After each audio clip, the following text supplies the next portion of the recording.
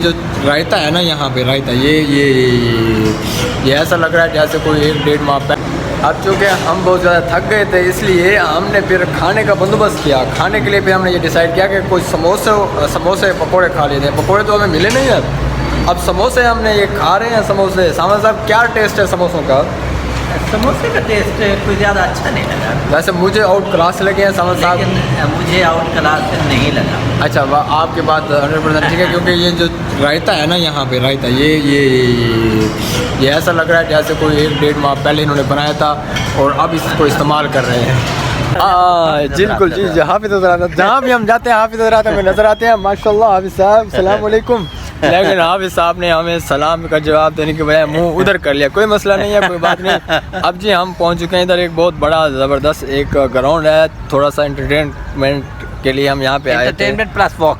ہاں entertainment plus walk. اب دیکھتے ہیں کہ ہم کتنے دیر یہاں پہ واک کر پاتے ہیں, کتنے دیر انٹرٹینمنٹ کر سکتے ہیں اور آپ کو بھی انٹرٹین کروا سکتے ہیں. اور یہ جگہ بتائیں کون سی ہے؟ یہ جگہ ہم نہیں بتائیں گے, ہم یہ جگہ یہ بتائیں گے کہ یہ کون سی جگہ ہے. جگہ بتائے گی کہ یہ کون سی جگہ ہے. یہ جگہ کا نام ہے گلزار صادق. گلزار صادق پارک. اور یہ ہم جھیل کے قریب آ چکے ہیں. اور جھیل آنے والی ہے.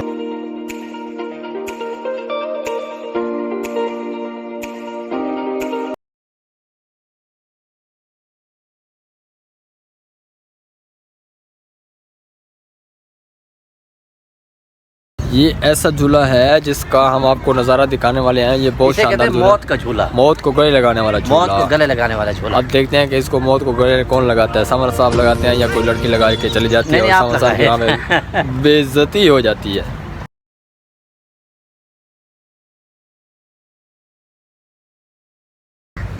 اس جھولے کو آنے سے پہلے یہاں پہ پہلے ٹکٹ پرچیز کرنی پڑتی ہے, لیکن وہ ہمارے پاس آ رہے ہیں ٹکٹ دینے کے لیے. اب ہم جاتے ہیں یہاں سے ٹکٹ پرچیز کریں گے یا نہیں کرتے, دیکھتے ہیں کیا کہتے ہیں.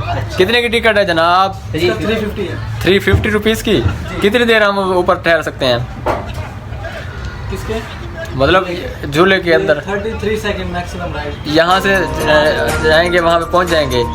یہ گرنے کا کوئی ہے خدشہ کہ اگر گر سکتے ہیں ہم؟ نہیں گر سکتے.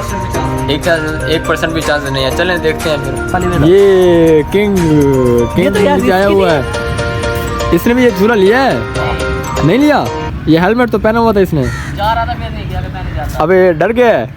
اچھا بچہ ہے, کوئی مسئلہ نہیں. ہم خود ڈر گئے ہیں. ہم نے جھولا لیتے ہم بچ گئے ہیں کیونکہ ہم ہیں تھوڑا سا نا دیہاتی لوگ, تو ہم تھوڑا ڈر جاتے ہیں کہ خدا نخواستہ کوئی ساری ہڈی پسلی نہ ٹوٹ بنے جھولا کھانے. اس گراؤنڈ میں آنے کے بعد ہمیں جو سب سے زیادہ احساس کمتری کا ہم شکار ہو رہے ہیں وہ یہ ہے کہ ہم گھروں کے اندر, ہم دفتروں کے اندر بیٹھ کے کتنا ٹائم ویسٹ کر لیتے ہیں, لیکن ہم نے کبھی یہ نہیں سوچا کہ ہم زیادہ موبائل یوز کرتے ہیں یا زیادہ ٹک ٹاک یوز کرتے ہیں یا یوٹیوب یوز کرتے ہیں یا کچھ بھی سوشل میڈیا کا پلیٹ فارم کوئی بھی یوز کرتے ہیں تو اس کے کیا ہمارے لیے بینیفٹس ہیں, کیا بینیفٹس نہیں ہیں. تو ہمیں ٹائم نکال کر جو یہ ایکٹیویٹیز ہیں ان میں بڑھ چڑھ کر پارٹیسپیٹ کرنا چاہیے.